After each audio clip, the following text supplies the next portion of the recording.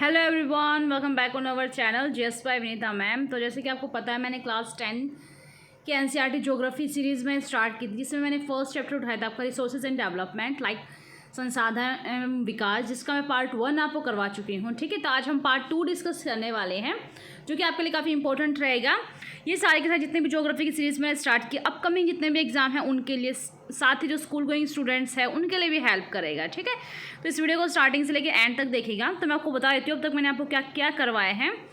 सबसे पहले मैंने आपको संसाधन के बारे में बताया था। ठीक है, ये पूरा जो चार्ट है इसे मैं आपको कम्प्लीटली करवा चुकी हूँ। ये पूरा चार्ट मैं आपको करवा चुकी हूँ। लाइक अगर प्राकृतिक है, मानवीय है, नवीकरण सब कुछ मैं आपको करवा चुकी हूँ। दिखा देती हूँ मैं आपको। उत्पत्ति के आधार पर हैं, समापत्तिया के आधार पर हैं। ठीक है, ये सारे के स्वामित्व के आधार पर, विकास के आधार पर हैं। ये सारे मैंने आपको करवा दिए थे। उस वीडियो का लिंक मैं आपको डिस्क्रिप्शन बॉक्स में मेंशन करती हूँ, उसको आप देखिएगा। शतपोषणीय विकास मैंने आपको करवा दिया था। ठीक है, भारत में संसाधन नियोजन, ये सारा मैंने करवाया। तो आज हमें शायद मृदा वाला टॉपिक करना है। दिखा देती हूँ मैं आपको। भू संसाधन, ये मैंने बताया था कि 43% पर आपके मैदान हैं एंड 30% पर, अर्थ को अगर हम 100% माने तो उससे 43% पर प्लेन्स यानी कि मैदान है जहाँ हम निवास करते हैं, 30% पर पर्वत हैं और 27% पर आपके पठार हैं। ठीक है, ये वाला चार्ट मैंने आपको समझा दिया था। भूमि के उपयोग है, भारत में भू उपयोग प्रारूप है, यानी कि हमारे जो इंडिया का कितना है, आपका जो क्षेत्रफल है 32.8 वर्ग किलोमीटर स्क्वायर है आपका। ये सारे मैंने आपको समझा दिया था। आज हमें क्या करना है, आज हमें करना है मृदा संसाधन। ठीक है, यहाँ मैंने आपको छोड़ा था यहाँ पे। ठीक है, आज मुझे यहाँ से पार्ट 2 रहेगा आपका, जिसमें मैं मृदा संसाधन से आगे कंप्लीट करने वाली हूँ। मोस्ट इंपॉर्टेंट है मृदा, जो मिट्टी से वैसे भी क्वेश्चन कॉम्पिटिटिव एग्जाम में बनते हैं। आपको पूछेगा लाल मिट्टी कहाँ पाई जाती है, किस वजह से उसका रंग लाल होता है, काली मिट्टी है किस फसल के लिए उपयोगी होती है, इस तरीके से आपसे पूछ लेगा। ठीक है, तो चलिए हम इस वीडियो की शुरुआत करते हैं। सबसे पहले आपके सामने मृदा संसाधन, तो जानिएगा, देखिएगा। देखो, मिट्टी अथवा मृदा सबसे महत्वपूर्ण नवीकरणीय योग्य प्राकृतिक नवीकरण होता है जिनको रिन्यू किया जा सके। ठीक है, जैसे लाइक आपका जल है, सौर ऊर्जा, पवन ऊर्जा, नवीकरणीय संसाधन। तो ऐसे मिट्टी भी आप एक नवीकरणीय संसाधन है। ये पौधे के विकास का माध्यम है, क्योंकि मिट्टी के द्वारा ही एक जो पौधा है, एक प्लांट है, उसका डेवलपमेंट कंप्लीट होता है। क्योंकि जितने भी उसको न्यूट्रिशन चाहिए होते हैं वो सारे के सारे वो प्लांट से लेता है, सॉइल से लेता है, जो पृथ्वी पर विभिन्न प्रकार के जीवों का पोषण करती है। मृदा एक जीवन तंत्र है, क्योंकि इसी से जीवन शुरुआत होता है। कुछ सेंटीमीटर गहरी मृदा बनने में, ठीक है, कुछ सेंटीमीटर जो गहरी मृदा बनने में क्या है, आपके लाखों वर्ष लग जाते हैं कुछ गहरी सेंटीमीटर मृदा लगने में। मृदा बनने की प्रक्रिया में उच्चावच, ठीक है, जनक शैल है, संस्तरण शैल है, जितने भी शैल हैं वो सारे इंपॉर्टेंट हैं। वहाँ की जलवायु कैसे, कि जलवायु के हिसाब से वहाँ की मिट्टी होगी, वनस्पति मिट्टी के हिसाब से वहाँ पे वनस्पति उगेगी। ठीक है, अन्य जैव पदार्थ, ये समय मुख्य कारक, ये सारे के सारे क्या इंपॉर्टेंट फैक्टर हैं इसके मिट्टी मृदा होने के। प्रकृति के अनेक तत्व, जैसे तापमान में परिवर्तन हो रहा है, बहते जल की क्रिया है, ठीक है, पवन है, हिमनद है, अपघटन होता है, डिकम्पोजिशन कर देना, किसी चीज़ को तोड़कर कॉम्प्लेक्स फॉर्म से स्मॉलर फॉर्म में बना, जैसे बैक्टीरिया उसमें हेल्पफुल रहते हैं, मृदा बनने की प्रक्रिया में योगदान देती हैं। अब इससे आगे देखो कि मृदा में होने वाले रासायनिक जितने भी केमिकल कंपोजिशन हैं, जैविक बायोलॉजिकल चेंजमेंट, आपकी जैविक परिवर्तन भी महत्वपूर्ण है, क्योंकि मृदा के अंदर ह्यूमस और अजैव दोनों प्रकार के पदार्थों से बनते हैं। जो मृदा है वो जैव और अजैव, यानी कि जैव में क्या आपका ह्यूमस है और अजैव दोनों पदार्थों से मिलकर आपकी मिट्टी का निर्माण होता है। मृदा बनने की प्रक्रिया को निर्धारित करना है, तो कैसा क्या क्या उसमें तत्व हैं, क्या मिट्टी का रंग है, कितनी गहराई तक की मिट्टी पाई जाती है, कैसे उसका गठन हुआ, ठीक है, आयु कितने लंबे ड्यूरिंग पीरियड तक ये रहेगी। ठीक है, रासायनिक और भौतिक गुणों के आधार पर भारत की मृदा को निम्नलिखित अलग अलग कैटेगरी में डिवाइड किया गया है। तो मृदाओं का वर्गीकरण किस प्रकार से किया गया है वो हम देखते हैं कि वहाँ की भूमि जो है उच्चवच है, ठीक है, थोड़ा मतलब ऊंची भूमि है, वहाँ की भू आकृति कैसी है, वहाँ की जलवायु क्या, वनस्पति क्या है, उसके आधार पर बहुत सारी मृदाओं का विकास हुआ। सबसे पहले हम पढ़ते हैं आपकी जलोढ़ मृदा। उससे पहले मैं आपको एक चार्ट समझा देती हूँ। देखो, ये मृदा परिच्छेदिका का चार्ट है आपके सामने। तो किस तरीके से, जैसे लगा लो यहाँ हम ज़मीन पर खड़े हैं, ये क्या आप ज़मीन पर खड़े हो, तो उसके ऊपर क्या है, अगर जैसे ज़मीन है, ज़मीन के ऊपर खड़े हो तो उसके ऊपर की परत को हम ऊपरी संस्तरण क्या है, ऊपर की परत को हम ऊपरी संस्तरण की मृदा कहेंगे। उसके बाद थोड़ा सा और नीचे जाएंगे तो वहाँ पे आपको अपक्षयी चट्टान, जैसे बालू, गाद, मृत्तिका, ये सारी चीज़ें मिलेंगी। उससे थोड़ा सा नीचे और अगर आप मिट्टी के अंदर खुदाई करोगे तो अधस्तरीय हैं, अपक्षय तथा चट्टानें मिलेंगी। उससे नीचे और क्या मिलेगा आपको, अपक्षय रहित चट्टानें, यहाँ पे आपको कोई अपक्षय नहीं मिलेगा, उससे रहित जो आपको चट्टानें मिलेंगी। ठीक है, ये इतना इंपॉर्टेंट है, बस सब देख लीजिएगा। ठीक है, इंपॉर्टेंट आपके सामने जलोढ़ मृदा। जलोढ़ मृदा को हम एलुवियल सोइल कहते हैं, इंग्लिश में क्या कहते हैं, एलुवियल सोइल। और मैं मोटा मोटा मैं आपको समझा देती हूँ, पढ़ के मैं बता दूँगी, लेकिन मुझसे समझो आप कि जलोढ़ मृदा क्या होती है। देखो, नदियों द्वारा बहाकर लाए गए जितने भी अवशेष जितने भी है, नदियों द्वारा बहाकर लाए गई जो मिट्टी है उसे हम जलोढ़ मृदा कहते हैं। ये उपजाऊ बहुत ज़्यादा होती है क्योंकि नदियाँ इसे बहाकर लेके आते हैं। आपको पता ना कि नदियों की भी 3 अवस्था होती हैं। तो जवानी में, जब नदी जवानी में होती है, बुढ़ापे में तो कुछ नहीं लेके आते क्योंकि उनकी खुद की स्पीड स्लो हो जाती है। जवानी में वो काट छाट करके पहाड़ों पर से एकदम से तीव्र गति से नीचे की तरफ आ जाए। तो पहाड़ों पर जितने भी आपके मृदा है, जो कुछ भी कंकड़ पत्थर सब कुछ बहा कर लेके आते हैं। जहाँ पर उसकी स्पीड स्लो होती है ना, वहाँ पर उनको डिपॉजिट कर देती है। ठीक है, उसे हम जलोढ़ मृदा कहते हैं। ये फसलों के लिए अत्यंत महत्वपूर्ण है, बहुत ज़्यादा उपजाऊ होती है। ठीक है, तो आपको ध्यान रखना है कि सबसे ज़्यादा अगर पूछा जाएगा कि नॉर्मली जितनी भी मिट्टी, चाहे कोई भी मिट्टी हो, सबसे उपजाऊ कौन सी आपकी एलुवियल सॉइल है। ठीक है, एलुवियल कब आती है? नदियों के द्वारा बहा कर लाए गए जो पदार्थ, उनसे क्या बनते हैं? आपकी एलुवियल सॉइल बनती है। और ये जैसे आपके पता ना, जैसे खेतों में मिलते हैं आपको हल्के भूरे रंग की ऐसे मिलती है। ठीक है, तो देखो यह मृदा विस्तृत रूप से फैली हुई है। यह देश की सबसे महत्वपूर्ण मृदा है क्योंकि सबसे ज़्यादा क्या है आपकी इंपॉर्टेंट है। और ठीक है, इसमें बहुत अच्छे से फसलें बहुत ज़्यादा अच्छे से उगती हैं। इसमें वास्तव में संपूर्ण जितना भी उत्तरी मैदान है हमारा, नॉर्थन प्लेन जितना है, प्लेन में आपको पढ़ाऊंगी, जो मैंने आपको कंप्लीट 50 आवर ज्योग्राफी वाली सीरीज़ के अंदर मैं आपको पढ़ाऊंगी। प्लेन्स उत्तरी मैदान है। ठीक है, जलोढ़ मृदा से बने हुए हैं कि यहीं पर क्या है, नदी द्वारा लाए गए जितने जो भी बहाकर लेके आते हैं वहीं यहाँ पर डिपॉजिट कर देते हैं, जहाँ से उत्तरी मैदान का निर्माण हुआ है। जैसे आपका गंगा के मैदान है। ठीक है, इस तरीके से यह मृदाएं हिमालय के 3 महत्वपूर्ण नदी तंत्रों जैसे सिंधु, गंगा, ब्रह्मपुत्र, इन द्वारा लाए गए निक्षेपों से बनी हैं। एक संकरे गलियारे के द्वारा ये मृदाएं राजस्थान, गुजरात तक फैली हैं। और पूर्व तटीय मैदान में कहाँ, जैसे महानदी, गोदावरी, पूर्व तट में जैसे महानदी आपका उड़ीसा के अंदर गोदावरी है, ठीक है, कृष्णा है, कावेरी, इन सभी डेल्टे में जो भी जलोढ़ मृदा से बने हुए हैं। ठीक है, आपको ध्यान है जलोढ़ मृदा से दिखती है। जलोढ़ मृदा में क्या होता है? रेत होता है, सिल्ट होता है आपका। मृतिका के विभिन्न अनुपात पाए जाते हैं। जैसे हम नदी के मुहाने से घाटी में ऊपर की ओर जाते हैं, जैसे नदी के मुहाने से हम घाटी में ऊपर की तरफ जाएंगे तो मृदा के कणों का आकार बढ़ता है। देखो जैसे ही मैं आपको बना देती हूँ, जैसे यहाँ पर पर्वत है, पर्वत से क्या इस तरीके से यहाँ पर जैसे लगा ग्लेशियर है, ग्लेशियर से क्या निकलेगी? ऐसे नदी निकलेगी। यहाँ से वो तीव्र गति से ऐसे डायरेक्ट तीव्र गति से निकलेंगे तो जहाँ जो कुछ भी इसके आसपास है उन सबको ये आगे ऐसे बहा कर लेके जाएंगे यहाँ पर इनकी स्पीड है। जहाँ पर आगे आपके मैदान, ठीक है, जहाँ जाएंगे स्पीड स्लो होती जाएगी, यहाँ पे इनकी स्पीड स्लो हो जाती है। सब कुछ जो कुछ अपने साथ बहा कर लेंगे इनको यहीं छोड़ देंगे, फिर आगे नॉर्मली आगे बहकर जाकर समुद्र में गिर जाएंगी। तो यहाँ इस एरिया के अंदर उसने जो कुछ भी डिपॉजिट किया है, यहीं तो क्या वो आपके प्लेन बने। तो स्टार्टिंग में क्या लिखेगी? मोटे मोटे कंकड़ पत्थर, उनको पहले छोड़ देंगे, फिर धीरे धीरे जो बारीक जो छोटे पत्थर आते हैं फिर उनको आगे जाके वो रेत बालू सबको धीरे धीरे छोड़ते जाएंगे। तो ऐसे ही आपके प्लेन बन जाएंगे। ठीक है, तो जैसे ही आप नदी के मुहाने, जैसे लगा लो यहाँ मुहाना था, यहाँ से आप घाटी के ऊपर की ओर जाओगे तो मृदा के कणों का आकार बढ़ता जाएगा कि नदी के मुहाने पर क्या आपको बारीक रेत मिलेगा, फिर थोड़ा सा मोटा, फिर यहाँ पे मोटे मोटे कंकड़ पत्थर, और यहाँ पे तो वो निकली ही है। ठीक है, ऐसे आपको ध्यान रखना है। ठीक है, ये आपके सामने है सारा चार्ट, मैं आपको फटाफट समझा। देखो ग्रीन कलर में क्या है? पर्वत और वन वाली जो मिट्टी है वो है। जलोढ़ आपको गंगा, ब्रह्मपुत्र, सिंधु वाले मैदान में मिलेगी। लाल और पीली मिट्टी को ऐसे करके रेड कलर से दिखाया गया है, काली मिट्टी को ब्लैक से, लेटराइट जो हल्के से कलर में, शुष्क आपको येलो में। ठीक है, तो देखो शुष्क को हम एरिड भी कहते हैं। ठीक है, अब देखो ग्रीन जो आपको दिख रहा हो कहाँ मिलेगी आपको? पर्वत, जहाँ पर्वत होंगे। पर्वत कहाँ में? लद्दाख के एरिया में, जम्मू कश्मीर में, यहाँ उत्तराखंड और हिमाचल प्रदेश में। ठीक है, यहाँ के आपके पर्वत है, मैंने पर्वत सारे आपको पढ़ाए थे ना, ट्रांस हिमालय है आपका, बृहत हिमालय है आपका, लघु हिमालय, शिवालिक हिमालय, सारा। तो यहीं पर आपको क्या मिलेगी? पर्वतीय जो है आपको मिट्टी मिलेगी। ठीक है, अब इससे आगे जैसे ही हम आगे आए, यहाँ पर क्या है? यहीं से आपकी क्या है? सिंधु नदी से चली जाती है आपकी, यहाँ से आपकी गंगा नदी है, यहाँ से आपकी ब्रह्मपुत्र नदी है, ये दोनों के दोनों यहाँ जाकर गिरते हैं। तो इस सारे के सारे मैदान में क्या हो जाएगा आपका? एलुवियल सॉइल, जलोढ़ मृदा। आपको दिख रहा है जो ग्रीन वाला पार्ट मैं दिखा रही हूँ आपको, देखो यहाँ तक, क्योंकि यहाँ से जो है आगे यहाँ शिवालिक की रेंज से ऊपर, सॉरी अरावली की रेंज से ऊपर होते होते होते यहाँ से आपका जो नदी है कहाँ जाए गिर जाएगी? आपकी अरेबियन सी के अंदर जाए गिर जाएगी। तो यहाँ पे जहाँ जहाँ नदी जाके गिर रही है वो सारा का आपका जलोढ़ मिट्टी है। तो यहाँ पर आपको दिख रहा है नहीं, उत्तर इसे कहते हैं नॉर्थन प्लेन, क्योंकि आपको पता नहीं इंडिया का नॉर्थ साइड ये है, साउथ साइड ये है। ठीक है, बीचों बीच से क्या आपको दिख रही है? कर्क रेखा जा रही है, तो इसलिए इसको नॉर्दर्न प्लेन बोलते जाता है। ये क्या आपकी एलुवियल सॉइल है। तो कुछ कौन कौन से स्टेट के अंदर है, अगर स्टेट आपको आते हैं तो इसमें कुछ बताने की जरूरत नहीं। आपका यूपी है, झारखंड है, बिहार है, ठीक है, यहाँ पे आपका हरियाणा है, इतना हिस्सा पंजाब का है आपका। ठीक है, यहाँ गुजरात वाला एरिया है। ये सारा के सारा आपको ध्यान रखना है। अब इस साइड आपको दिखाई दे रही है, देखो यहाँ भी आपको ध्यान रखना है किस तरीके से आपके असम के पार्ट के अंदर है।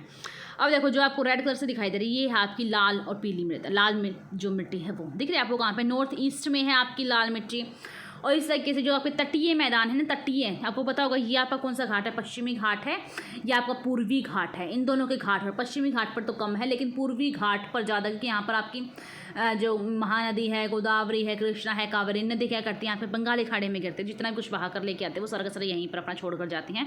आपको पता है ना, कुछ कोई भी इंसान है, कुछ भी है इस धरती पर आया है तो कुछ मतलब सब कुछ यहीं रह जाए, ना कुछ लेके आना, कुछ लेके जाएगा। वैसे नदी के साथ है, जब इनका उद्गम होता है तब से, और तब क्या करेंगे, अपने साथ सब कुछ बहा कर ले जाएंगे और यहीं पर छोड़ जाएंगे। ठीक है, नदी में क्या करते हैं वो खुल बिल्कुल खाली जैसा कुछ यहीं छोड़ कर चले जाते हैं। ऐसे आप ध्यान रख लो। ठीक है, तो जो आपके पश्चिमी घाट पूर्व घाट है, लेकिन मोस्ट ऑफ जो पूर्व तटीय मैदान है इन सब में क्या आपकी लाल जो मिट्टी है ये पाई जाती है। ठीक है, बताऊंगी इसका जो लाल रंग है वो क्यों होता है। अब इससे आगे काली मिट्टी, जो हमारा सेंट्रल, जो आपका मध्य वाला पार्ट है आपके इंडिया का, ये आपको दिखाई दे रहा है। यहाँ पर आपका एमपी है, आपका यहीं पर आपका क्या महाराष्ट्र है, यहाँ पर आपका कर्नाटक वाला पार्ट है, यहीं पर आपकी काली मृदा, और यहाँ पर गुजरात वाले पार्ट में आपको काली मिट्टी पाया जाता है। बोलते हैं ना कपास की खेती के लिए काली मोस्ट इंपॉर्टेंट मिट्टी, हमेशा ये क्वेश्चन पूछा जाता है। ठीक है, और काली मिट्टी को चेरनोजम मिट्टी भी बोला जाता है, रेगुलर सोइल भी बोला जाता है। ठीक है, ये बातें आपको ध्यान रखनी है। यहाँ पर क्या आपकी काली मिट्टी है, अगर आपको मैप पता है तो, अगर स्टेट पता है तो आप वीडियो देख लेगा, और उसमें मैंने आपको बहुत अच्छे से स्टेट की हर एक लोकेशन बिल्कुल ट्रिक से मैंने लर्न करवाई आपको। ठीक है, अब लेटराइट मिट्टी आपकी कहाँ है, लेटराइट मिट्टी आपको दिखाई दे रही है, श्रीलंका में तो है ही। देखो यहाँ पर आपकी लेटराइट मिट्टी है, थोड़ी थोड़ी तटीय मैदान पर आपकी क्या है, पश्चिमी घाट की तरफ आपकी लेटराइट मिट्टी है। ठीक है, इससे आगे आपको दिखाई दे रहा ऊपर, यहाँ तो आपकी लेटराइट मिट्टी, ये आपकी लेटराइट मिट्टी है यहाँ पर। ठीक है, यहाँ सब जगह आपकी लेटराइट मिट्टी। इससे आगे आपकी मिट्टी बोलती है शुष्क, शुष्क बिल्कुल शुष्क कहाँ मिलेगी आपको, जहाँ मिट्टी वगैरह ज़्यादा होगी। तो कहाँ है आपकी मिट्टी सबसे ज़्यादा, रेगिस्तान मतलब। ठीक है, वो है आपकी राजस्थान के अंदर, थोड़ा सा पार्ट गुजरात का, राजस्थान के अंदर क्या है आपकी शुष्क मिट्टी है। ठीक है, एरिड जोन जिसे बोलते हैं, एरिड सॉइल। तो यह क्या पढ़ा हमने, पर्वतीय मिट्टी कहाँ है आपकी, लद्दाख है, हिमाचल प्रदेश, जम्मू कश्मीर और थोड़ा सा उत्तराखंड वाले पार्ट में है। जलोढ़ मिट्टी जो एलुवियल सबसे ज़्यादा उपजाऊ जो है वो मिट्टी कहाँ है आपकी, जो आपकी जहाँ भी नदियाँ बहती है, लाइक यहाँ पर गंगा है, सिंधु है, ब्रह्मपुत्र है, यहाँ के जितने मैदान आपको दिखाएंगे यहाँ पे आपके एलुवियल सॉइल है। ब्लैक सॉइल जो इंडिया के बिल्कुल मध्य वाले पार्ट में है, लेकिन थोड़ा सा पश्चिमी घाट की तरफ, पूर्व की तरफ नहीं, पूर्व की तरफ ऐसे याद कर लो कि यहाँ पर क्या है आपकी, यहाँ पर आपकी ब्लैक है और यहाँ पर आपकी रेड है। ठीक है, और नीचे जितना पार्ट बच गया वहाँ भी आपकी रेड है। और शुष्क आपको पता है एरिड कहाँ मिलेगी आपको, राजस्थान और गुजरात वाले पार्ट में मिलेगी। तो ये सारी मिट्टी थी जो मैंने आपको करवा दी है। और ये आपको तो पता ही होगा कि यहाँ पर आपके सारे जितने भी हमारे साथ पड़ोसी देश हैं वो सारे इस तरीके से लगते हैं। कौन कौन सा, पाकिस्तान है, अफगानिस्तान है, चीन है, भूटान है, नेपाल है, आपका श्रीलंका है, म्यांमार है, ये सारे के सारे आपका क्या है नेबरिंग कंट्री है। ठीक है, और यहाँ वेस्ट वाले पार्ट में आपका अरेबियन सी है, और ईस्ट वाले पार्ट में आपका बंगाल की खाड़ी है। सारा मैंने आपको बता दिया, कौन कौन सी मिट्टियाँ सारे बता दी हैं। ठीक है, अब हम आगे चलते हैं, इसके बारे में फटाफट से हम पढ़ते हैं। कहाँ हमने छोड़ा था कि मृदा के कणों का आकार जो है बढ़ता चला जाता है।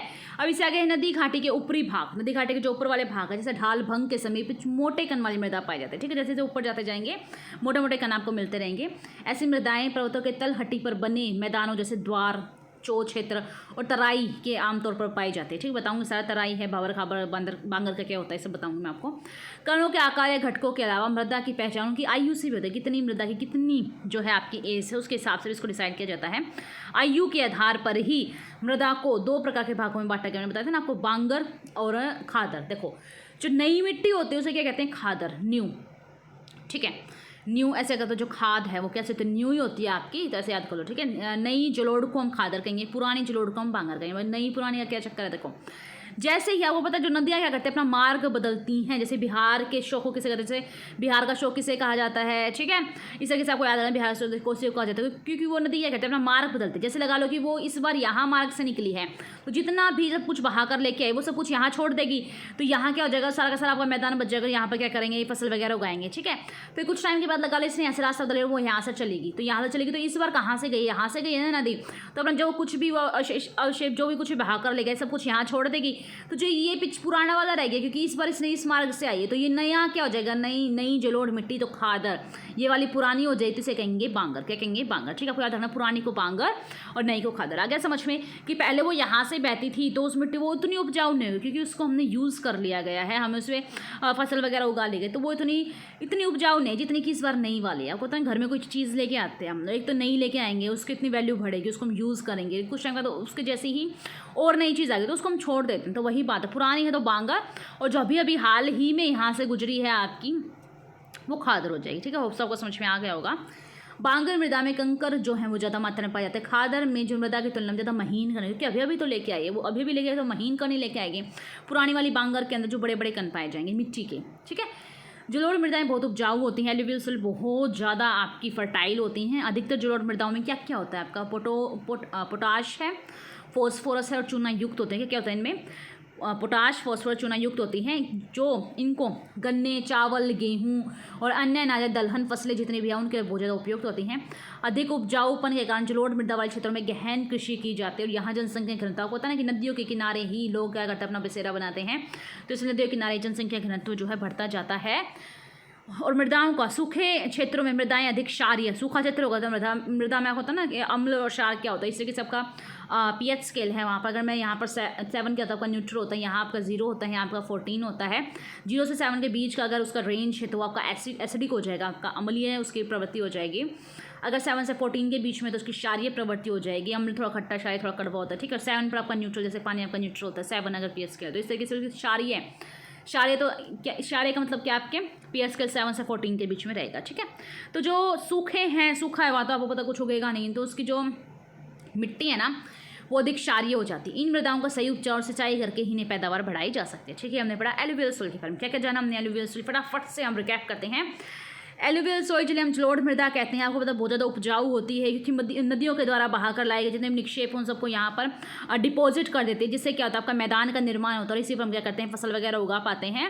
2 तरह की होती है, खादर होती है, एक बांगर होती है। खादर होती है जो नई जलोढ़ मृदा है, वो पुरानी को हम बांगर कहते हैं, ठीक है। ये सारा का सारा हमने जलोढ़ मृदा पढ़ाई, बहुत ज़्यादा उपजाऊ होती है। यहाँ पर गन्ने हैं, गेहूँ, चावल, ये सारी चीज़ें हम उगाते हैं, ठीक है। और मोस्ट ऑफ कहाँ होते हैं, सिंधु, गंगा, ब्रह्मपुत्र के जितने भी मैदान हैं जहाँ से नदियाँ बहकर जाती हैं वहाँ क्या करते हैं आपके जलोढ़ मृदा पाई जाते हैं। सबसे ज़्यादा जो मोस्ट इंपॉर्टेंट जो मिट्टी है आपकी वो क्या है, आपकी जलोढ़ ही है। सबसे ज़्यादा पैदावार, सबसे अच्छी पैदावार जलोढ़ मृदा में ही होती है, ठीक है।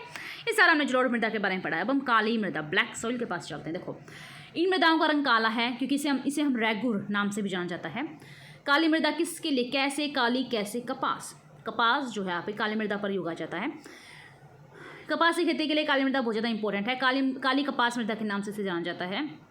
जलवायु और जनक शैलों से काली मृदा के बनने में महत्वपूर्ण योगदान है। इस प्रकार की मृदाओं को कहाँ पाई जाती है, बेसाल्ट से। दक्कन पठार जो है वहाँ के उत्तर पश्चिमी भागों में जो है यहाँ पे काली मृदा पाई जाती है। किससे बनती है, आपके बेसाल्ट से, ठीक है। आपको याद रखना किससे बनी होती है, बेसाल्ट, और पश्चिमी भागों पर और लावा क्या है आपके बेसाल्ट और लावा जनक शैलों से बनी हुई। किससे, बेसाल्ट और लावा के शैलों से बनी हुई है। बताऊंगी मैं आपको, आग्नेय और शादी कायंत्रित शैलें होती हैं, इनमें क्या क्या होता है, कौन से बेसाल्ट है, कौन से कायन, ये सारी चीज़ें मैं आपको आगे समझाऊंगी। बस अभी आप समझो कि बेसाल्ट और लावा से बनी हुई होती है, ठीक है। इसलिए इसका रंग काला होता है क्योंकि जब देखो जैसे ये ज्वालामुखी है, मैंने ज्वालामुखी बना दी, यहाँ पर सेपरेटर बना दी, यहाँ से जैसे ही ज्वालामुखी निकलता है उस टाइम गर्म होता है, लेकिन गर्म आपने देखा होगा कभी भी ज्वालामुखी विस्फोट होता है आपका, जो एक्टिव वोल्केन होते हैं वो इस तरीके से यहाँ से बह कर आएंगे और तो ब्लैक कलर के होते हैं, वो यहाँ आकर ऐसे जम से जाएंगे, ठीक है। तो यहीं से क्या होता है आपका सूखने के बाद क्या होता है, उसको काली मिट्टी में बदल जाता है। तो यही आपके बेसाल्ट और लावा से बने होते हैं, ठीक है। ये कहाँ का मैंने ब्लैक सॉइल बताया था ना आपको, अगर इससे हमारा मैप है तो यहाँ पर आपकी रेड सॉइल थी, यहाँ भी रेड सॉइल थी, इतने वाले पार्ट में यहाँ पे क्या थी, ब्लैक सॉइल थी, ठीक है। तो ये मृदाएँ कहाँ का है आपकी, महाराष्ट्र में, सौराष्ट्र में मालवा का पठार है आपका, मध्य प्रदेश, छत्तीसगढ़ में पाई जाती है और दक्षिणी पूर्वी दिशा में जैसे गोदावरी, कृष्णा नदियों घाटियों तक की फैली हुई है। काली मृदा बहुत महीन कण होते हैं, कैसे होते हैं, बहुत ज़्यादा बारीक महीन होता है, बहुत ज़्यादा बारीक, जैसे मृतिका से बनी होती है। इसकी नमी धारण करने की क्षमता बहुत ज़्यादा होती है, इसलिए इसे कहते हैं अपने आप जुताई करने वाली मिट्टी, क्योंकि अपने आप ही जुताई कर लेते हैं। इसमें मतलब इतनी ज़्यादा कैपेसिटी होती है वाटर को ऑब्जर्व करने की कि अपने आप ही वाटर को ऑब्जर्व कर लेते हैं, ठीक है। बहुत महीन कम होते हैं, जो महीन कण होंगे वो क्या करेंगे, पानी को ऑब्जर्व कर लेंगे, ठीक है। तो नमी धारण करने की क्षमता बहुत ज़्यादा होती है। इसके अलावा ये मृदाएं कैल्शियम कार्बोनेट होता है, इसमें मैग्नीशियम, पोटाशियम, चूने, पता है आपको पोटाशियम चूना तो जलोढ़ में भी था। तो इसी तरीके से आपने बताया कैल्शियम कार्बोनेट, मैग्नीशियम, पोटाश, चूने जैसे पोषक तत्वों से परिपूर्ण है, परंतु इसमें फॉस्फोरस की मात्रा कम होती है, ध्यान रखना है आपको। गर्म और शुष्क मौसम में इन मृदाओं में गहरी दरारें पड़ जाती हैं क्योंकि पानी बहुत ज़्यादा ऑब्जर्व कर लेते हैं बहुत जल्दी से। तो शुष्क मौसम में क्या होंगी, दरारें पड़ जाएंगी, जिसमें इनमें अच्छी तरह से वायु मिश्रण हो जाता है। दरारें पड़ेंगी तो उसमें जैसे वायु भी घुल जाएगी आपकी, गीली होने पर चिपचिपी हो जाती है, शुष्क होने पर दरार पड़ जाएगी, गीली होने पर चिपचिपी हो जाएगी। तो इसको और इनको जोतना मुश्किल होता है, इसलिए इनकी जुताई मानसून में प्रारंभ हो जाती है और पहली बौछार से शुरू होता है। जो मानसून का सीजन आता है ना आपका, तब इसकी जुताई प्रारंभ कर दी जाती है, ठीक है। ये हमने काली मृदा के बारे में पढ़ा। क्या क्या पढ़ा है काली मृदा के बारे में, इसे हम रेगुलर सॉइल कहते हैं। काली ये आपके किस किस से बने होते हैं, बेसाल्ट से, लावा से बनी होती हैं, ठीक है। कपास के लिए बहुत ज़्यादा इंपॉर्टेंट होती है ये जो आपकी ब्लैक सॉइल है ये, और इसके अंदर क्या है आपका फॉस्फोरस की कमी होती है, चूना, कैल्शियम कार्बोनेट, इन सब की मात्रा इसमें ज़्यादा होती है, ठीक है। ये सारी बात आपको इसमें ध्यान रखना है। कहाँ पाई जाती है, महाराष्ट्र में, छत्तीसगढ़ में और एमपी वाले मालवा के पठार में, यहाँ आपको ध्यान रखना है, ठीक है। कहाँ, पश्चिमी घाट की तरफ ज़्यादा पाई जाती है ये। आगे हम पढ़ते हैं लाल व पीली मृदा। जो लाल मृदा है, ठीक है, दक्कन के पठार में पूर्व और दक्षिणी हिस्से में रवेदार जो आग्नेय, मैं बता देती हूँ आपको आग्नेय चट्टानें क्या आते हैं। देखो 3 तरह की चीज़ होता है, इग्नियस रॉक बोलते हैं इसको, सेडिमेंट्री बोलते हैं इसको, और कायंत्रित को क्या बोलते हैं, रूपांतरित कायंत्रित को देख लीजिएगा इंग्लिश में क्या बोलते हैं। देखो जो आग्नेय शैल होते हैं, आग्नेय पता ही चलो कि आग से जो बनी होते हैं, जो लावा से बाहर जो आपके ज्वालामुखी विस्फोट के कारण जो बाहर निकलती हैं और बनती हैं उसे आग्नेय शैल, जो जमने के बाद वो सॉलिड हो जाते हैं उसे आग्नेय शैल कहा जाता है। अब सारी जो होती हैं वो सेडिमेंट्री जो रॉक्स जिसे कहते हैं ना, आपकी चट्टानों से या नदियों द्वारा जिस तरीके से निक्षेप बहा कर लाए गए हैं उन सबके आपके अवसादी चट्टानें बनती हैं। और जो काइंट्रित रूपांतरित होते हैं वो आपके आग्नेय और अवसादी दोनों से मिलकर बनी होती हैं। ठीक है, तो जो लाल मिट्टी है आपकी दक्कन पठार के पूर्वी और दक्षिणी हिस्से में रवेदार जो आग्नेय चट्टानें उनमें कम वर्षा वाले भागों में विकसित हुई है। लाल और पीली मृदा मैंने बताया ना, इस तरीके से आपका मैप बना दूँ साउथ वाला, तो यहाँ पे पूर्व वाले क्षेत्र में और यहाँ इस वाले क्षेत्र में आपको लाल और पीली मृदा मिलेगी। कहाँ कहाँ? आपका ओडिशा, छत्तीसगढ़, मध्य गंगा मैदान जो है आपका वहाँ, और पश्चिमी घाट के मैंने बताया ना, पश्चिमी घाट के पहाड़ी वाले क्षेत्र में, पता नहीं क्या केरल के अंदर पहाड़ियाँ आपकी नीलगिरी की पहाड़ियाँ हैं वहीं पर आपका। इन मृदाओं का लाल रंग क्यों? रवेदार आग्नेय रूपांतरित चट्टानों में लौह धातु, किस वजह से लाल रंग होता है इस मिट्टी का? लौह धातु की वजह से इस मिट्टी का रंग लाल होता है। और इनका पीला रंग इसमें जल योजन के कारण होता है। याद रखना है आपको कि लाल मिट्टी का रंग होता है लोह युक्त के कारण, इसमें आयरन की बहुत ज़्यादा मात्रा पाई जाती है। लेकिन पीला कब होएगा? जल योजन, जिसमें जल घुल जाएगा तो पीला मिट्टी हो जाती है। लैटराइट मृदा इंपॉर्टेंट है आपके। लैटराइट में बताऊँ आपको जो मिट्टी होती है ना, सॉरी मिट्टी कह रही हूँ, ईंट जो आपके ब्रिक्स होते हैं, ईंट वो लैटराइट मिट्टी से ही बनती हैं, है ना। हल्के हल्के भूरे रंग की होती है, जिस टाइम कच्ची बनती है उस टाइम बिल्कुल डार्क ब्राउन होती हैं जो मिट्टी है, और सूख जाते हैं उस टाइम किस तरीके से रेडिश कलर में, ज़्यादा रेडिश नहीं हो जाएगा, रेडिश होगा तो लाल मिट्टी हो जाएगी। ठीक है, थोड़ा सा समझाओ आप, ये तो आपने देखी होगी, बस अब कुछ बताने की जरूरत नहीं है ना। लैटराइट जो शब्द है ग्रीक भाषा के शब्द है, लेटर से बना है, जिसका अर्थ ईंट होता है। लैटराइट मृदा का निर्माण उष्ण कटिबंधीय और उपोष्ण कटिबंधीय जलवायु से बना है। आर्द्र और शुष्क ऋतुओं में एक के बाद एक आने के कारण, मतलब आता है ना, ऋतुओं में एक के बाद एक आने के कारण होता है। यह भारी वर्षा में अत्यधिक निक्षालन लीचिंग का प्रोसेस होता है, इसमें बनती है। लैटराइट मृदा जो है बहुत ज़्यादा गहरी और अम्लीय है। अम्लीय क्योंकि इसके जो पीएच स्केल है वो 6.0, 7 से बिलो मैंने बताया ना, वो सारे के सारे एसिडिक नेचर के होते हैं, तो ये आपकी अम्लीय है। इसमें सामान्यतः पौधे के पोषक तत्वों की कमी होती है। ठीक है, इसमें पौधे के जितने पोषक तत्व उन सबकी इसमें लैटराइट में कमी रहती है, इससे तो एसिडिटी बनाई जाती है। यह अधिकतर दक्षिणी राज्य में, ठीक है, महाराष्ट्र के पश्चिमी घाट वाले क्षेत्र में, ओडिशा, पश्चिम बंगाल, इन समय आपकी लैटराइट मिट्टी पाई जाती है। और इस मिट्टी में पर्णपाती और सदाबहार वन मिलते हैं। पर्णपाती होता है ना, जो पेड़ पौधे अपने पत्ते गिरा देते हैं, ठीक है, और सदाबहार वन जो हमेशा सदा बाहर लेके आते हैं, हमेशा पत्तों से लदे रहते हैं, वहाँ इसमें ह्यूमस पर्याप्त मात्रा में पाया जाता है। क्या पाया जाता है इसमें? ह्यूमस। लेकिन विरल वनस्पति का मुक्ति है, इसमें से ईंटें बना देते हैं। अर्ध शुष्क की मात्रा बढ़ते चली जाती है, दिख रही है आपको ऐसे, ये है आपकी लैटराइट मिट्टी, देखियो ये आपने हर जगह, ठीक है, इसमें ज़्यादा कुछ उगाया नहीं जाता। और नीचे की परतों में चूने के कंकड़ की सतह पाई जाती है, इसके कारण मृदा का जल जो है इनफिल्ट्रेशन अवरुद्ध हो जाता है। इस मृदा को सही तरीके से सिंचित करके कृषि योग्य बनाया जा सकता है, नेचुरली प्रोवाइड नहीं होती है आपको, लेकिन इसको बनाया जा सकता है कृषि के योग्य। ठीक है, अब वन मृदा, ठीक है, मैं बताती हूँ आपको, मैं वन मृदा यहाँ से पढ़ाती हूँ आपको, ठीक है, ये मैंने शायद आपको कौन सी पढ़ा दी मैंने आपको, ये एक सेकेंड से मरुस्थलीय मृदा पढ़ा दी, सॉरी, यहाँ था। लेकिन विरल वनस्पति और अर्ध शुष्क पर्यावरण में इसमें ह्यूमस की मात्रा कम पाई जाती है। सल रूपों पर इसकी स्थिति के अनुसार इसमें अप्रदन क्या होता है, उस तरीके से उसका अप्रदन करना, जैसे कि लगा लो अप्रदन में बताऊँ आपको, कोई चीज़ हो काट चाट करके उसका, ठीक है, काट चाट करना वो अप्रदन कहलाता है। भू निम्नीकरण की संभावना इसमें ज़्यादा होती है। मृदा संरक्षण के उचित जो है तकनीक को अपनाकर हम इसमें मृदा को उपयोग में ला सकते, जैसे अब कर्नाटक, केरल, तमिलनाडु में चाय को उपयोग इसमें उगाई जाती है। आंध्र प्रदेश और केरल की लैटराइट मिट्टी जो है वो काजू की फसल की, याद रखना है आपको, जैसे काली मिट्टी कपास के लिए है। आपकी जो जलोढ़ मिट्टी है वो आपकी गन्ना, चावल और गेहूं के लिए है। ऐसे ही जो आपकी लैटराइट मिट्टी है वो मोस्ट ऑफ काजू की फसल के सबसे ज़्यादा मोस्ट इंपॉर्टेंट है, अदरवाइज चाय और कॉफ़ी भी उगाई जाती है। मरुस्थलीय मृदा जो मरुस्थल में पाई जाएगी, इसका रंग लाल भूरा दोनों होता है। ये मृदा आमतौर पर रेतीली लवणीय होती है क्योंकि इसमें बहुत ज़्यादा नमक की मात्रा पाई जाती है। कुछ क्षेत्रों में नमक की मात्रा इतनी अधिक होती है कि झीलों में जल वाष्पीकृत होकर खाने का जो झील हैं उनमें इवेपोरेशन की प्रोसेस से जल सारा का सारा चला जाएगा, तो जो नीचे लेयर बन जाएगी नमक है उसको हम यूज़ कर सकते हैं। शुष्क जलवायु जो बिल्कुल सूखी जलवायु जो होती है, शुष्क यानी कि बिल्कुल सूखी लगा लो आप, ठीक है, उस तापमान के कारण जल वाष्पन अधिक होता है। मृदाओं में ह्यूमस और नमी की मात्रा कम होती है, ठीक है, क्योंकि शुष्क होगी तो नमी बहुत ज़्यादा कम होगी। मृदा की सतह के नीचे क्या है, आपको क्या मिलता है, कैल्शियम की मात्रा बढ़ती चलती है। मृदा के नीचे क्या आपके मरुस्थल में कैल्शियम की मात्रा बढ़ती चली जाएगी, जिससे अब मैंने आपको सारा पढ़ाई थी, आगे पढ़ लेना, ठीक है। वन मृदा कौन सी होती है, जो वनों के लिए उपयोग में लाई जाती है उसे वन मृदा कहते हैं। ये मृदा आमतौर पर जैसे कहाँ मिलेगी, वन कहाँ उगते हैं, आपके पहाड़ में, पर्वतीय क्षेत्रों में पाई जाती है जहाँ पर्याप्त वर्षा वन उपलब्ध है। इन मृदाओं के गठन में पर्वतीय पर्यावरण के अनुसार बदलता आता है। नदी घाटियों में मृदा जैसे दोमट है, सिल्टदार होती हैं, परंतु ऊपरी ढाल पर इनका गठन जो है मोटे मोटे कण होते हैं, ठीक है। हिमालय में क्यों कहाँ मिलेगी आपको, वन कहाँ मिलेंगे, हिमालय में। हिमालय में हिमाच्छादित क्षेत्रों में इन मृदाओं का बहुत अप्रदन होता है और ये अधिशिलिक तथा ह्यूमस रहित होती हैं। ठीक है, ये सारा आपको पढ़ लेना है। मृदा अप्रदन, अब मेन जानेगा आप कि मृदा अप्रदन क्या होता है, किस तरीके से जो मिट्टी है वो बहाकर जल की मदद से, वायु की मदद से मिट्टी का कटाव हो जाना मृदा अप्रदन कहलाता है। जो होता है ना अप्रदन मतलब काट छाट करना। ठीक है, तो मृदा अप्रदन क्या है, मृदा के कटाव और उसके बहाव की प्रक्रिया को मृदा अप्रदन कहते हैं। मृदा के बनने और अप्रदन की क्रिया आमतौर पर सारा चलते रहते, बनती भी रहती है और अप्रदन भी होता रहता है। ठीक है, जैसे वनोन्मूलन, जैसे ज़्यादा पशुचारण कर लिया, पशु ने चर लिया तो मिट्टी का कटाव हो जाता है। निर्माण या खनन में मिट्टी का कटाव होता रहता है। तो इन सब चीज़ों से प्राकृतिक तत्व के जैसे भी आपका मिट्टी का कटाव होता है। ये दिख रहा होगा ना आपका मृदा अप्रदन, किस तरीके से यहाँ से सारी मिट्टी का कटाव हो गया है। ठीक है, इसे कहते हैं मृदा अप्रदन। पवन की वजह से जैसे लगाओ तेज आंधी आई तो यहाँ की मृदा उठ के हवा में बहकर आगे की तरफ जाके गिर गई, तो मृदा का अप्रदन ही हुआ है सारा। जल अप्रदन, बाढ़ में क्या गया, सारी बाढ़ में क्या चले एकदम से तेज गति से आएगा, सब कुछ मिट्टी के साथ बहा कर ले जाएगा, और जहाँ पर जल थोड़ा सा धीमा होएगा वहाँ सारा मृदा अपनी गिरा देगा, तो वहीं मृदा अप्रदन हो जाएगा। ठीक है, बहता जल, देखिएगा आप, बहता जल जो है मृतिका युक्त मृदाओं को काटते हुए गहरी वाहिकाएँ जो हैं आपकी, गहरी वाहिकाएं बनाते हैं, जैसे अवनलिकाएं कहते हैं। अवनलिकाएं किसे कहते हैं, जो बहता जल है मृतिका युक्त जो मृदा है उसको काटते हुए बहुत सारी गहरी वाहिकाएं दिख रही हैं आपको, इस तरीके से बनाएगा, इसे हम क्या कहते हैं, अवनलिकाएं कहते हैं। इंग्लिश में आप देख क्या कहते हैं, ऐसी भूमि जोतने योग्य नहीं होती, इसे उत्खाद भूमि, बैडलैंड कहते हैं। उत्खाद मतलब बैडलैंड जो जोतने के योग्य ना हो, जैसे आपका चंबल बेसिन में ऐसे भूमि के गड्ढे पाए जाते हैं। कई बार जल विस्तृत क्षेत्र के ढके होने का ढाल के बिल्कुल नीचे चला जाता है। ठीक है, उसे हम क्या कहते हैं, इसे चादर अप्रदन भी कहा जाता है, यानी कि इस तरीके से जल जो है इसके नीचे बह रहा है उसके ऊपर चादर से बिछी हुई है, इसे चादर अप्रदन भी कहा जाता है। ठीक है, आप देख लीजिए अवनलिका अप्रदन है। इससे आगे भारत के पर्यावरण की दशा में आपको समझाते, देखो पवन द्वारा मैदान तथा ढालू क्षेत्र में मृदा को उड़ाकर ले जाने की प्रक्रिया को पवन अप्रदन। पवन अप्रदन है तो पवन की हेल्प से जो मिट्टी को बहाकर लेके जैसे पवन अप्रदन है।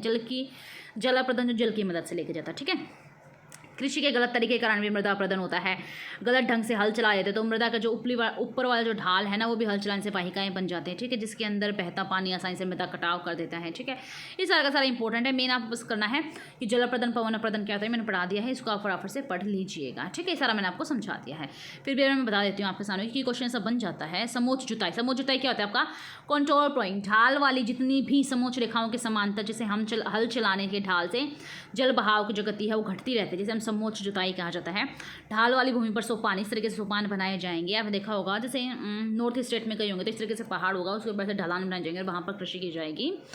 ठीक है, पश्चिमी और मध्य हिमालय में सोपान और सीढ़ीदार कृषि की जाती है, काफ़ी विकसित है। वहाँ पर बड़े खेतों को पट्टियों में बांध दिया जाता है, फिर घास की पट्टियाँ उगाई जाती हैं। ठीक है, और वहाँ पर पवनों द्वारा जनित बलों कमजोर करती हैं। ठीक है, इस तरह के पट्टी कृषि पट्टी बनाकर कृषि की जाती है, उसे पट्टी कृषि कहते हैं। अब भारत के पर्यावरण की दिशा हम फटाफट से ही आप पढ़ लीजिएगा। इसमें मैं इंपॉर्टेंट कुछ नहीं है, बस आप इसको पढ़ लीजिएगा। ठीक है, नॉर्मल सी बात है। ठीक है, इसमें ये सारा का सारा चार्ट आप देख लीजिए, किस तरीके से भारत सरकार ने परियोजना चलाई थी। ठीक है, ये इस तरह के समुदाय हैं, किस तरीके से आपको दिख रहा है ना, किस तरीके से यहाँ पर कृषि के लिए, कृषि से इंपॉर्टेंट है, यानी कि सिटीजन्स फिल्थ रिपोर्ट आई थी centre for science and environment की, उसमें आपका कार्टून बनाया गया था। तो सारा का सारा मैंने आपको चैप्टर करवा दिया है। अब देख लीजिएगा फटाफट से। लोएस किस प्रकार के संसाधन है, यहाँ पे क्वेश्चन देखिएगा आप खुद से। ज्वारीय ऊर्जा किस प्रकार संसाधन नहीं है। पंजाब में किस तरीके से भू निम्नीकरण का मुख्य उदाहरण है। सीढ़ीदार सोपान कहाँ किए जाते हैं। ये सारे के सारे इंपॉर्टेंट क्वेश्चन मैं आपको करवा चुकी हूँ। काली मृदा मैंने करवा दी, 3 राज्य आप बता देना। डेल्टा, अब डेल्टा को जाना, कुछ बात बताती हूँ आपको। यहाँ से गंगा नदी निकलती है आपके गंगोत्री ग्लेशियर से, यहाँ से आपका यूपी है, झारखंड बिहार, यहाँ से बहती हुई कहाँ है, यहाँ पे गंगा, यहाँ से ब्रह्मपुत्र आते हैं, दोनों मिलकर यहाँ करती हैं, बंगाल की खाड़ी में गिर जाती हैं। देखो ये नदियाँ जहाँ से आती हैं, आपको पता नहीं, इन दोनों के मिलन से ही विश्व का सबसे बड़ा डेल्टा सुंदरबन डेल्टा का यह निर्माण होता है। क्या कर दोनों नदियों को यहाँ संगम होता है और यहाँ पर क्या कहते हैं, यहाँ पर इस तरीके से बह कर सब कुछ अपना क्या है, यहाँ पर बे ऑफ बंगाल में जाकर मिल जाती हैं, यहाँ पर अपना डेल्टा बनाती हैं। ठीक है, ये डेल्टा हो जाएगा। एक होता है आपका एस्चुरी, एक होता है डेल्टा। अब देखोगे जितनी भी नदियाँ हैं जो आपके, अगर मैं इस तरीके से आपके सामने मैप बना दूँ, साउथ का ही बनाऊंगी मैं, साउथ इंडिया का, यहाँ पर जितनी भी नदियाँ यहाँ जाकर गिर रही है सारा सारा अपन डेल्टा बनाएंगे पूर्व तट पे। और जो आपकी नर्मदा है, ताप्ती है, ये सारी नदियाँ आपकी अरब सागर में गिरती है, ये अपना क्या बताते हैं, एस्चुरी बनाते हैं। क्या बनाती है, एस्चुरी बनाते हैं। ठीक है, याद रखना है। एस्चुरी कहाँ बनेगा, पश्चिमी की तरफ बनेगा और पूर्वी तरफ की तरफ आपका डेल्टा बने, जैसे कावेरी का डेल्टा है, कृष्णा डेल्टा है, महानदी का डेल्टा है। ठीक है, इस तरीके से आपकी सारी नदियाँ यहाँ गिरती हैं। गंगा ब्रह्मपुत्र का डेल्टा विश्व का सबसे बड़ा डेल्टा है। ठीक है, ये हमने देख लिया। अब इससे आगे मैं बताती हूँ तराई का मैदान। तराई का मैदान क्या होता है, तराई के मैदान में हमेशा देखो 2 चीज़ें हैं, 4 चीज़ें हैं, 2 नहीं 4। एक होता है भाबर, एक होता है तराई, एक होता है खादर बांगर। खादर बांगर बता दें, नई जलोढ़ मिट्टी को खादर कहते हैं, पुरानी जलोढ़ मिट्टी को हम बांगर कहते हैं। तराई भाबर क्या होता है, जब नदियाँ हिमालय से सीधी नीचे की तरफ गिरती हैं तो वहाँ वो जितने एरिया तक बहेंगे अपने कंकड़ पत्थर डाल देंगे, उसे भाबर कहेंगे।